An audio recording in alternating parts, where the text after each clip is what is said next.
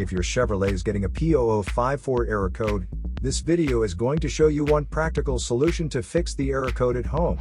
Use the ZEUS app to scan your vehicle and see the error code P0054. It means that heated oxygen sensor resistance is out of range on engine bank 1 and the sensor downstream.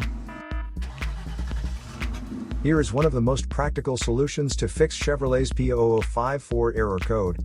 Method A, the heated oxygen sensor. This heated oxygen sensor is located right after the catalytic converter. Bank 1 is on the side with cylinder number 1. Sensor number 2 is usually the downstream sensor behind the converter. Visually check the heated oxygen sensor's electrical connections, wire harness, and metal tabs for any damages. If damages are found, then replace the heated oxygen sensor. If there is no damage found on the heated oxygen sensor, you would need to take your car to consult professional mechanics. So here is one of the most practical solutions to fix Chevrolet's P0054 error code. After the repair, you can now use the ZEUS app to clear the error code.